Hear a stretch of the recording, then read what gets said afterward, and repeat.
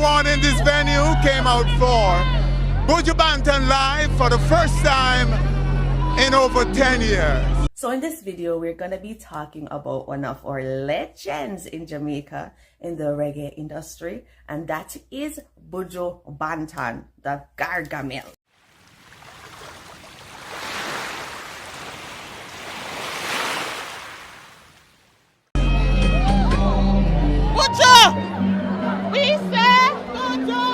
I can't manage. Boy, any money I would spend to be here. I spent over $5,000 to be here. Buju, me love you! It's a moment for history. Oh, Jamaica, help me bring on stage Buju Banton and the Shiloh.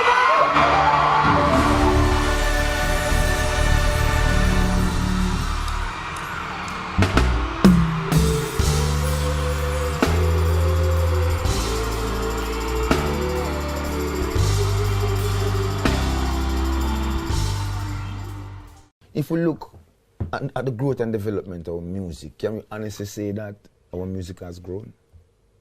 Can we honestly use that? Oh, wow. Yeah. Can we honestly ask and say that and say, yes, our music, because me personally feel say, it no grow. Me come out of workhouse and a cartel me come see around the place, same way. Yeah. Me hear other people. Me hear other people, you know. I don't say I hear, I don't think I listen. But I know music when I hear music. It's lyrical content. That's not my subject. Okay. Okay? It's relevancy. That's my argument. Buju Banton, born Mark Anthony Myrie, emerged onto the Jamaican dancehall scene in the late 1980s. Raised in Kingston, he was deeply influenced by the vibrant sound system culture and drew inspiration from veteran DJ Burro Banton, whose name he partially adopted. His commanding vocal style and energetic delivery quickly made him a standout in the local dancehall circuit. By 1992, Buju had skyrocketed to prominence, breaking records in Jamaica with multiple #1 hits, surpassing even Bob Marley and the Wailers in terms of chart success at the time. His albums Stamina Daddy and Mr. Mention cemented his reputation, and he soon secured an international deal with Mercury Records, leading to the release of Voice of Jamaica in 1993. Buju's early career was fueled by raw dancehall rhythms and bold lyrics, but as he matured, his music evolved to incorporate deeper social consciousness and Rastafarian themes, setting the stage for his legendary status in reggae music.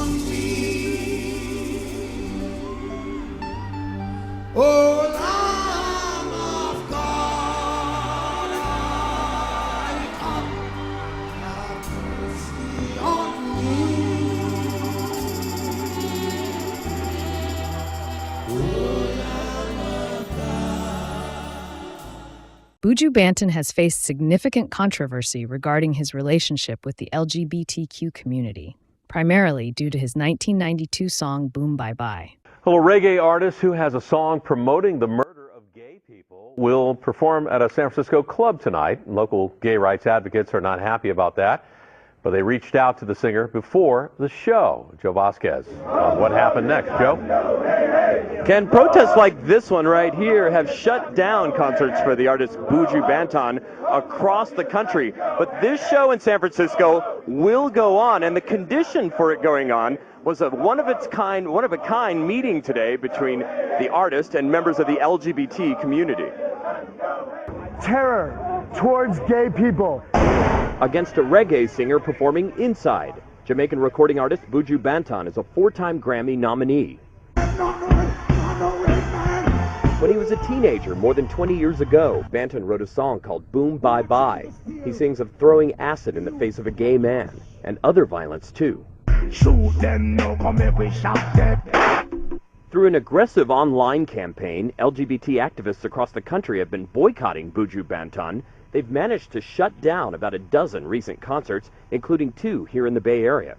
His concerts have been canceled. He is feeling the pressure. That pressure led to an extraordinary meeting here in San Francisco. It wasn't exactly the beer summit, but it was a good start. Leaders of the LGBT community, along with 2 San Francisco supervisors, met with Banton at his hotel. It was a good meeting today. It was cathartic, I think, for the artist because he'd never met with representatives of gay organizations, not in America, not in Jamaica. He made some awful mistakes, some awful anti-gay mistakes when he was younger, and I was encouraging him to explain that this was his past and that now would be a good time for him to call for love and tolerance and gay people in Jamaica. Tell him to stop playing the song. He's never ever sang the song Boom Bye Bye in California, ever.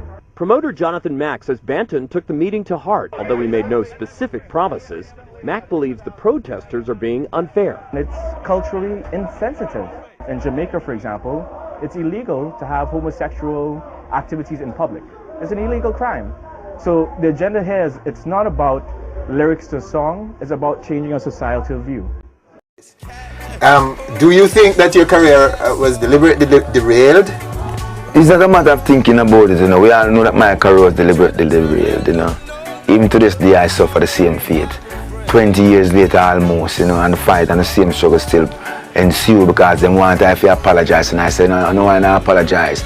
Why you guys feel like say we must have everyone going your way and who don't conform, they're automatically haters and enemies of your plan, you know what I mean? Yes. So therefore, that's where we're at, and I mean, my music is a music where, that's why I'm glad that God had instilled something inside where it's not a one place it inside the eye. Great was an individual who brought it aside from Mount Zion itself.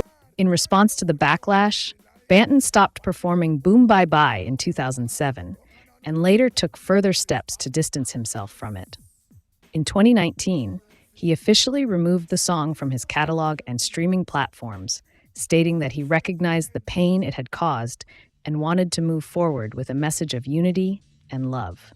He emphasized that everyone has the right to live as they choose and expressed his commitment to inclusivity in his music and performances. Despite these efforts, some critics remained skeptical, questioning whether his actions were a genuine change of heart or a response to external pressure.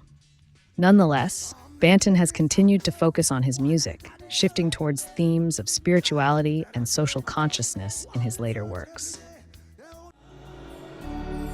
In defense of my life, make it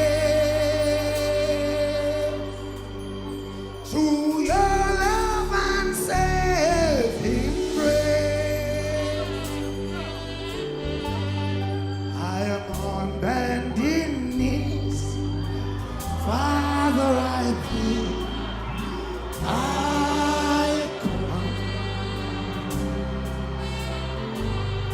I am on bending knees, Father, I plead, oh,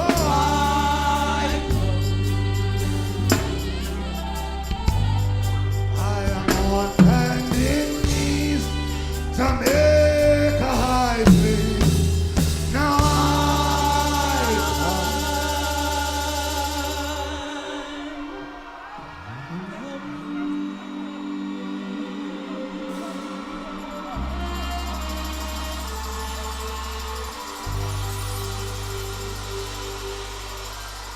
Buju Banton was sentenced to 10 years in prison in June 2011 after being convicted on drug-related charges.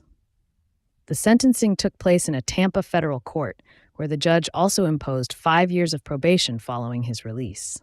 His case sparked significant public discussion, with strong reactions from his supporters, who believed he had been unfairly targeted. During the trial, the prosecution presented recorded conversations and surveillance footage as key evidence. Despite efforts to appeal the conviction, the sentence remained unchanged. In 2015, a judge dismissed a gun charge linked to the case, leading to a reduction in his sentence. He was eventually released in December 2018 and returned to Jamaica, where he was met with overwhelming support from fans eager for his comeback. His release marked the beginning of a new chapter as he resumed recording and performing, re-establishing his place in the music industry.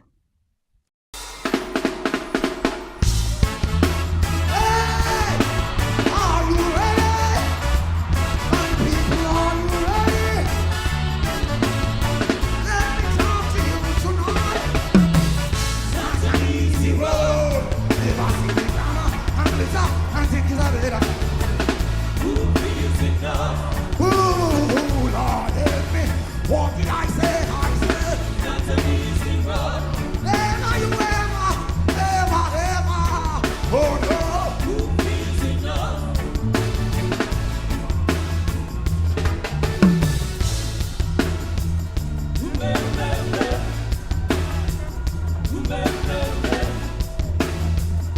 Thank you. Now where were we? Buju Banton's Jamaican Homecoming Concert was a historic event that marked his return to the stage after years away. Held at Jamaica's National Stadium, the concert was part of his Long Walk to Freedom tour and attracted a massive crowd of over 30,000 fans. The atmosphere was electric as supporters gathered to witness the reggae icon perform live in his homeland. Buju's performance was filled with emotion as he delivered powerful renditions of his classic hits, including Destiny and Untold Stories. Dressed in all white, he commanded the stage with his signature energy and charisma, reminding fans why he remains one of reggae's most influential artists. The concert was not just a musical event, it was a celebration of resilience, redemption, and the enduring power of reggae music. The significance of the venue added to the moment, as Jamaica's National Stadium had previously hosted legendary figures such as Bob Marley and Nelson Mandela. Buju's return to this stage symbolized his journey back to the heart of Jamaican music and culture. Fans and fellow artists praised the event as one of the most memorable concerts in reggae history, solidifying Buju Banton's place as a true icon of the genre. From the minute of birth, I have entered this earth, obstacles in my way. Oh yeah, I search every day, lonely get worse. Oh, to pass away this earth, turn your hammer. Time to country, I have no time to rest. Oh no, it's an easy road. It's not an easy road. Why?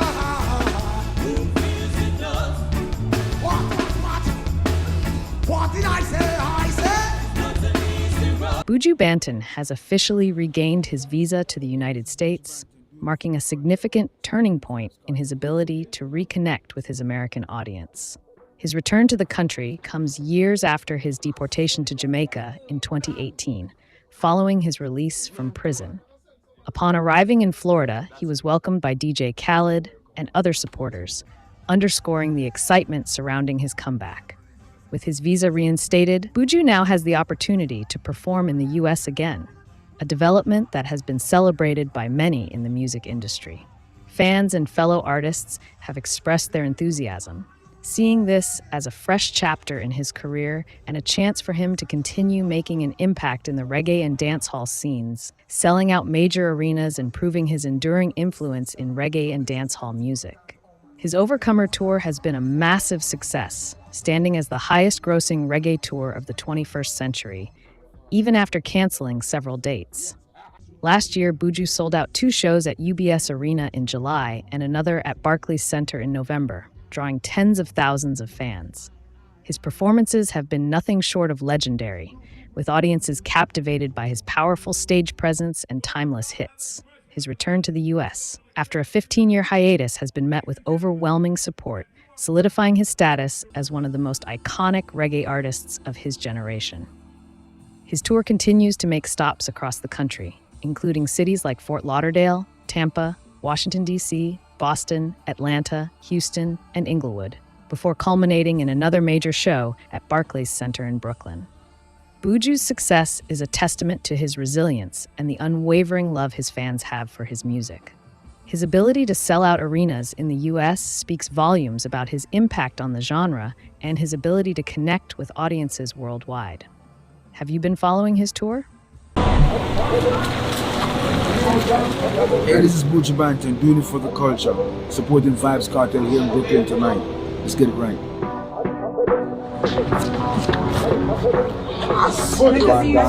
Done. Mentor. Legend. That's me, sir. You're welcome. Yes, Mr. Respect my father. We have some running at the past, but fuck that. Yes.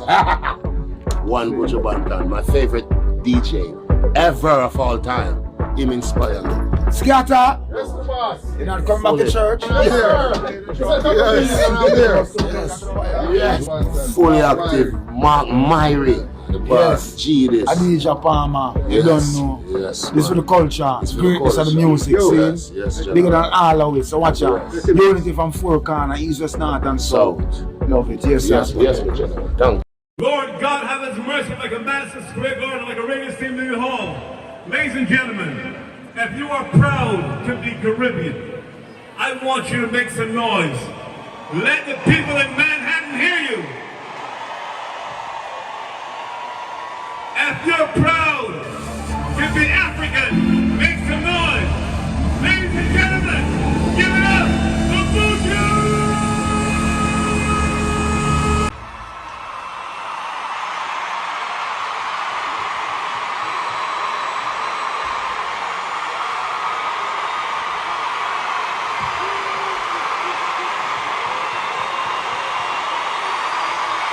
I was carried out, but I